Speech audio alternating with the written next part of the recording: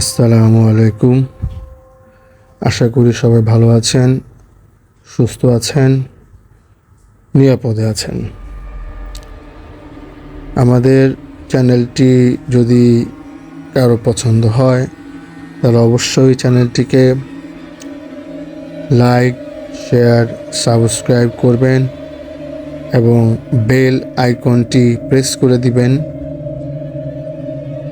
আর আমাদের চ্যানেলের ইমেল অ্যাড্রেসটি হলো bhutghonta@gmail.com BHOOT ভূত GHONTA ঘন্টা@gmail.com। এটা হলো আমাদের চ্যানেলের ইমেল অ্যাড্রেস। যদি কেউ ঘটনা পাঠাতে চান অবশ্যই এই ইমেল অ্যাড্রেসে পাঠাবেন। আমরা চেষ্টা করব সেটি ঠিক আপনার মতো বলার জন্য। আর যদি কেউ অডিও ক্লিপ পাঠাতে চান তবু এই মেইল অ্যাড্রেসে পাঠাবেন। যদি সেটি আমাদের মতে গ্রহণযোগ্য হয় অবশ্যই সেটা আমরা প্লে করে দেব। যাই হোক, আজকের প্রথম ঘটনাটা একটি জিনের গাড়িকে কেন্দ্রিক করে। আর আমাদের যদি কোনো ভুল ত্রুটি হয় বলার মধ্যে অবশ্যই ক্ষমা সুন্দর দৃষ্টিতে দেখবেন, সেটি আমরা আশা করি। যাই হোক, কাহিনীটি হলো 1960 কি 65 সনের কাহিনী, অনেক আগের। কাহিনীটি ঘটে যায় নাটোর জেলায়। আমি যার থেকে সংগ্রহ করেছি ওর নাম হলো অমি। এটি অমির দাদির কাহিনী। তো অমির দাদির বয়স তখন বেশি একটা না, 12-13 বছর বা এরকম হবে। তো আপনারা জানেন আগের দিনে 12-13 বছর হলেই মেয়েদেরকে বিয়ে দিয়ে দিতে হতো। যাই হোক, তো অনির দাদি তখন তার মার সাথে ঘুমাতো রাতে। তো অমির দাদি একদিন স্বপ্নে দেখতেছে যে উনি একটা অনেক সুন্দর বাগানে ঘুরতেছে। তার সামনে দিয়ে একটা কি জানি আপনার আকাশের দিকে উড়ে গেল। উনি কি সব স্বপ্নে দেখতেছে। তো যখন সে তাকে দেখলো যে একটা কি জানি উড়ে গেল, তার চেহারাটা খুব বিশ্রী, চুলগুলো অনেক বড় বড় ছিল। তো তখন সে বললো, আহারে চেহারা এত বিশ্রী তার। তো এই কথাটা উনি কিন্তু স্বপ্নে বলতেছে। তো এই কথাটা আবার যেই জিন বা পরি বা যেটাই বলেন বা শয়তান উড়ে গেছে, সে আবার কথাটা শুনতে পেল। সে সাথে সাথে নিচে নেমে এসে আপনার অমির দাদির গলা চেপে ধরল। সব কিন্তু এগুলো স্বপ্নে ঘুরতেছে। তো অমির দাদি ঘুম থেকে হঠাৎ চিৎকার দিয়ে উঠল। তো অমির দাদির মা সাথে ছিল, তো উনি সাথে সাথে তার মেয়ের চিৎকার শুনে উঠলে। উঠে দেখে ওনার মেয়ে নিজের হাত দিয়ে গলা দুইটা ধরে রাখছে, মানে চাপতেছে। তখন সবাই তাকে অনেক কষ্ট করে হাত ছুটাইলো। পরে জিজ্ঞেস করলো যে কি হয়েছে। পরে অমির দাদি ঘটনা বলল যে আমি এরকম স্বপ্ন দেখছি।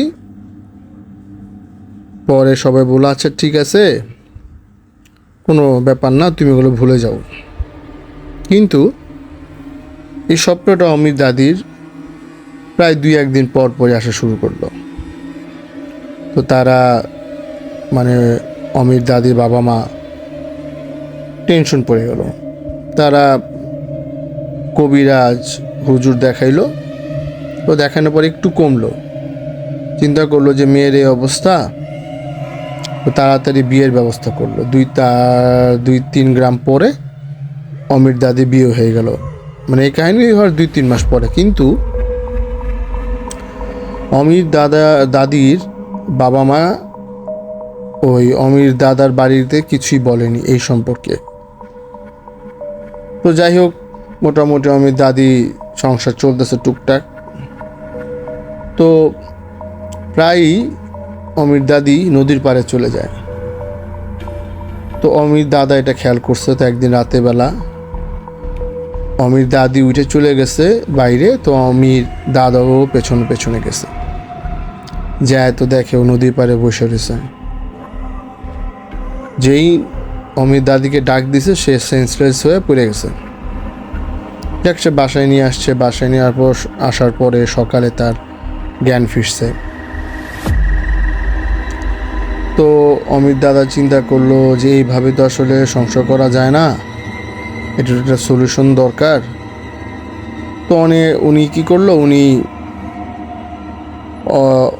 অমির যে মানে দাদি বাবা মা তাদের জিজ্ঞেস করলো আসলে কি আপনাদের মেয়ের কোনো প্রবলেম আছে।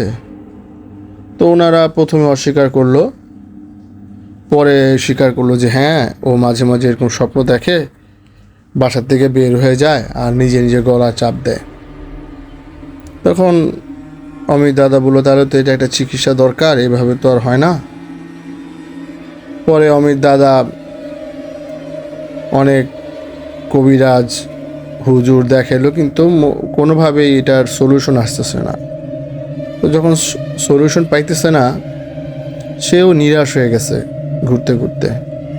তো এর মধ্যে একজন সংবাদ দিল যে একটা হুজুর আছে ওই গ্রামে, আপনি যান, যা আপনার প্রবলেমটা বলেন, হয়তো বা সলিউশন হইতেও পারে। তো অমির দাদা ওই হুজুরের কাছে গেল। যাওয়ার পর হুজুরকে সব ইন ডিটেলসে বলল।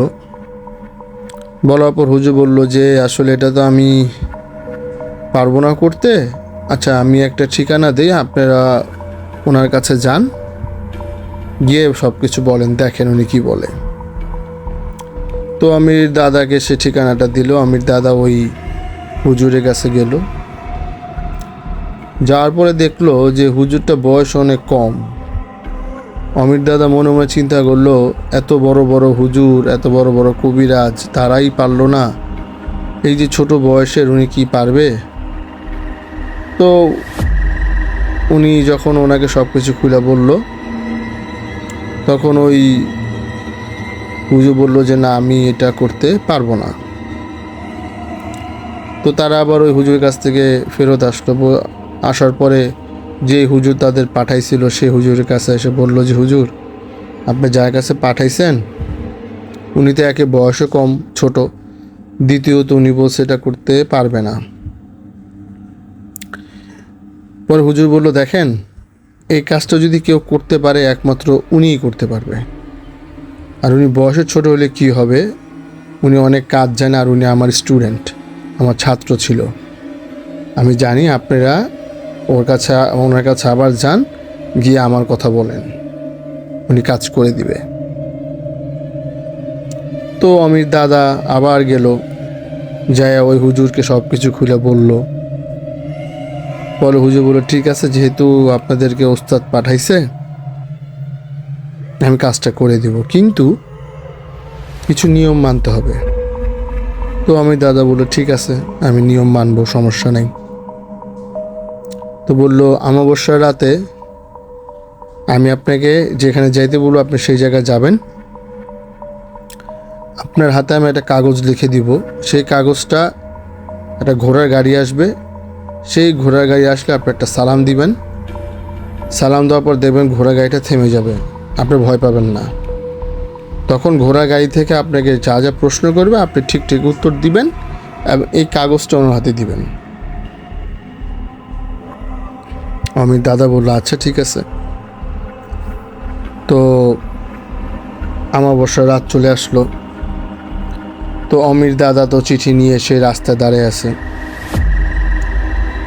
অনেক গভীর রাত, হঠাৎ দেখলো দুইটা বড় বড় ঘোড়া, তার সামনে প্রায় 20 ফুটের 25 ফুট সমান দুইটা মানুষ, তাদের হাতে হারিকেন মতো আলো জ্বলতেছে, আর ঘোড়াগুলো অনেক স্পিডে আসতেছে, গাড়ির মধ্যে একজন বসা। তো যখন তার সামনাসামনি গাড়িটা আসলো, তখন অমির দাদা একটা লম্বা একটা সালাম দিল। ওনাকে বলছিল যে ভয় পাবেন না, ভয় পাইলে কিন্তু আপনার কাজ হবে না।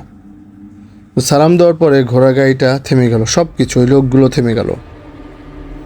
এবং পেছনে যে লোকগুলো ছিল তারাও থেমে গেল। তখন ঘোড়ার গাড়ির ভেতর থেকে আপনার শব্দ আসলো, ওয়ালাইকুম আসসালাম, আপনি কি চান, কেন আসছেন এখানে? তখন অমির দাদা বলল, আমাকে উনি পাঠাইছে এই কাগজটা দিয়ে। তো ঘোড়া গাড়ির ভেতর যে বসা ছিল উনি হাতটা বের করলো। হাতটা দেখতে অবিকল মানুষের হাতের মতো, কিন্তু অনেক সাদা। বের করে ওই কাগজটা নিল। নেওয়ার পরে উনি কিছুক্ষণ পর ওনাকে বলল, ঠিক আছে, আপনি চলে যান, আপনার কাজ হয়ে যাবে। এটা বলার পরে আবার সেই ঘোড়ার গাড়িটা অনেক জোরে ছুটে চলে গেল। তখন অমির দাদা বাড়িতে চলে আসলো। এসে অমির দাদিকে সব কিছু খুলে বলল। তো পরের দিন সকালবেলা ওনারা ঘুম থেকে উঠে দেখে ওনাদের উঠানে প্রায় 10টা কাক, বড় বড় কাক, ঝলসানো, একদম পুড়ে গেছে, পুড়ে মরে পড়ে আছে সব, মানে আগুনে যেভাবে জ্বলে যায় ঝলসে গেছে এরকম 10টা কাক। এটা দেখার পর তারা সাথে সাথে ওই যে কম বয়সী হুজুর তার কাছে গেল, যা বলতেছে যে, হুজুর, আমাদের বাড়িতে তো আমরা 10টা কাক পাইছি, কাকগুলো একদম আগুন দিয়ে ঝলসানো, মৃত অবস্থায়। বলে যে, হ্যাঁ ঠিক আছে, আপনি যার সাথে দেখা করছেন উনি ছিল জিনের সর্দার। তারা আমার ওই চিঠিটা পাওয়ার পর আপনাদের বাড়িতে গেছিল, যা দেখে যে ওখানে 10টা জিন আছে। জিনগুলো অনেক বেয়াদব, তার কোনো কথা শুনতে চায় নাই। তখন সে জিনগুলোরে আগুনে পুড়ে মেরে ফেলছে। ইনশাল্লাহ এখন আর আপনাদের আর কোনো সমস্যা হবে না। তো এটা শোনার পর তো তারা বাড়িতে চলে আসে। যাই হোক, আলহামদুলিল্লাহ, তারপর থেকে আর তাদের কোনো প্রবলেম হয় নাই। তারা এখন ভালোই আছে, মানে তারা ভালোই ছিল। পরে তার সন্তানাদি এবং যে আমার কাছে কাহিনীটা বলছে সে তার নাতি, তারাও আলহামদুলিল্লাহ ভালো আছে। তো এটা ছিল আমার আপনার ফার্স্ট ঘটনা। এখন আমি আপনাদের সেকেন্ড ঘটনা বলবো। এখন সেকেন্ড ঘটনাটা বলার আগে একটা কথা বলি আপনাদেরকে, যে আপনারা আমাদের গল্পগুলো শেষ পর্যন্ত শোনার চেষ্টা করবেন। আমরা গল্পগুলো অনেক কষ্ট করে আপনাদের জন্য জোগাড় করি, বা কাহিনীগুলো যাই বলেন যতটুকু সম্ভব চেষ্টা করি ভালো মতো প্রেজেন্ট করার। আচ্ছা, যাই হোক, এখন সেকেন্ড ঘটনাটা হলো একজন কসাইকে নিয়ে। এটা হলো আপনার কুষ্টিয়ার ঘটনা। তো কসাইদের কাজ হলো আপনার প্রত্যেক দিন গরু কাটা, মাংস বিক্রি করা, আবার পরের দিন একই কাজ। তো কি হয়, তারা যখন ওদিন মাংস বিক্রি শেষ হয়ে যায়, পরের দিনের গরু ব্যবস্থা করে তারপরে তারা বাসায় আসে। তো এমনই একদিন আপনার গরু ব্যবস্থা করতে করতে একটু লেট হয়ে গেছে কসাইটার। তো উনি যখন বাসায় আসতেছে তখন মোটামুটি ভালোই রাত। তা আসার সময় উনি রাস্তায় দেখে যে একটা বিড়াল আর 4-5টা ছোট ছোট বিড়াল, মানে একটা মা বিড়াল আর 4-5টা বাচ্চা বিড়াল খেলাধুলা করতেছে। তো আমাদের কিছু মানুষ অভ্যাস আছে, দেখা গেছে যে বিড়াল দেখলে আমরা ঢিল মারি, বা কুকুর দেখলে ঢিল মারি, বা ওদেরকে বিরক্ত করি। তো তারা ওরকম খেলতেছে, তো মাঝে মধ্যে রাস্তার সামনে আসতেছে, আবার চলে যেতেছে। তো কসাইটার মনেও তখন একটা শয়তানি বুদ্ধি এসে পড়ে। উনি কি করে, আপনার সাইকেলের চাকাটা ওই মা বিড়ালের উপরে দিয়ে চালায় দেয়। তো এতে কি হয়, মা বিড়ালের মাজাটা এবং মেরুদণ্ডটা ভেঙে যায়। ছটফট করতে করতে মা বিড়ালটা মৃত্যুবরণ করে। এটা তো আর কসাইটা জানে না, কসাই ওই সাইকেল চালাই দিয়ে পরে বাড়ি চলে যায়। তো সকালে যারা নামাজ পড়তে আসে অনেকেই দেখতেছে যে একটা মা বিড়ালের চারিপাশে 4-5টা বাচ্চা বিড়াল ঘুরঘুর করতেছে, মানুষের মতো কান্না করতেছে, আর মা বিড়ালটা মারা গেছে।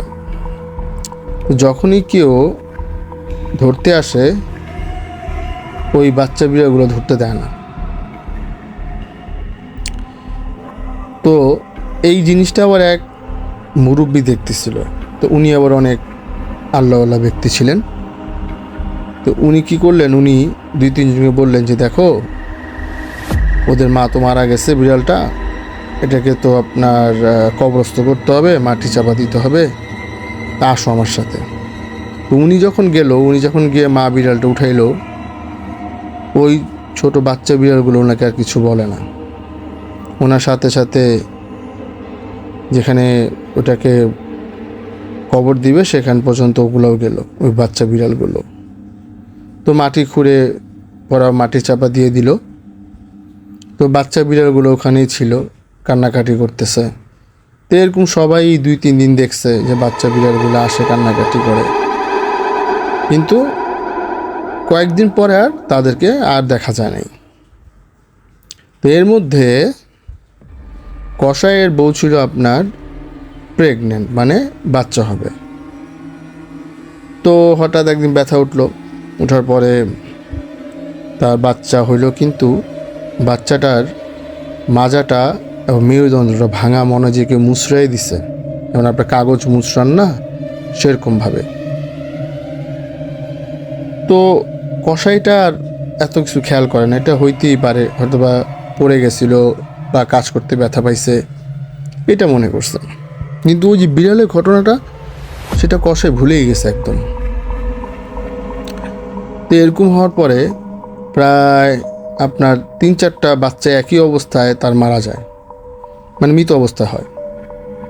তখন তার মনে একটু ডাউট হয় যে কী ব্যাপার, আমার সব বাচ্চাই এরকম হইতেছে, নিশ্চয়ই কোনো এর পিছনে একটা কাহিনী আছে। তো উনি কী করলো, উনি আপনার কবিরাজ দেখাইলো, হুজুর দেখাইলো, কেউ কিছু করতে পারতেছে না। তারা ডাকার পরে সেই বিড়াল রূপী জিনটা, যেটা জিন বলে না, যেহেতু ও আমাদের বাচ্চাদেরকে মা হারা করছে, ওকে আমি বাবা মা ডাক শুনতে দিব না। তো এরকম করতে করতে একদিন অনেক উঁচু পর্যায়ে এক কামিলদার ব্যক্তির খোঁজ উনি পায়। ওনার কাছে উনি যায়, কসাই যাওয়ার পরে সব কিছু খুলে বলার পরে সেই কামিল ব্যক্তিটা ওই যেই বিড়ালের বাচ্চাগুলা মা হারাইছে, ওই জিনকে ডাকানোর পরে বলে যে দেখো, ও তো অনেক শাস্তি পাইছে, ওর তুমি প্রায় 3-4টা বাচ্চা মেরে ফেলছো, তুমি ওকে মাফ করে দাও, ও তো না বুঝে কাজটা করছে, এখনও তার বুঝে নাই যে মা বিড়ালটা যে জিন রূপে ছিল সে মারা যাবে।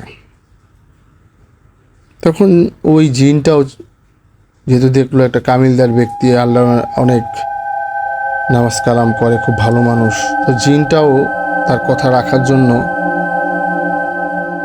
তার ওয়াদা নিল যে ঠিক আছে, আপনি যেহেতু বলতেছেন, আমি ওয়াদা করতেছি আমি আর ওর বাচ্চার ক্ষতি করব না, অসুস্থ বাচ্চা হবে।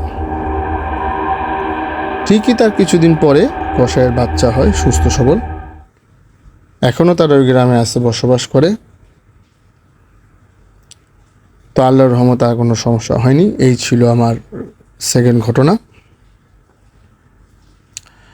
তো আশা করি আপনাদের ভালো লাগছে। আমাদের ঘটনাগুলো ছোট ছোট, আর চ্যানেলটি অবশ্যই সাবস্ক্রাইব করবেন, শেয়ার করবেন, লাইক করবেন, কমেন্টস করবেন, আমাদের বেল আইকনটি প্রেস করে দিবেন। আর আমাদের ভুল ত্রুটি হলে অবশ্যই ক্ষমা সুন্দর দৃষ্টিতে দেখবেন, এটা আমরা আশা করি। আর আমাদের ইমেল অ্যাড্রেসটি হলো bhutghonta@gmail.com। যদি কেউ ঘটনা পাঠাতে চান, আমাদের ইমেল অ্যাড্রেসে অবশ্যই পাঠাবেন। আর পরের এপিসোডটা অনেক ইন্টারেস্টিং হবে আরও, এই আশা নিয়ে আজকের মতো শেষ করছি। সবাই ভালো থাকবেন। আসসালামু আলাইকুম।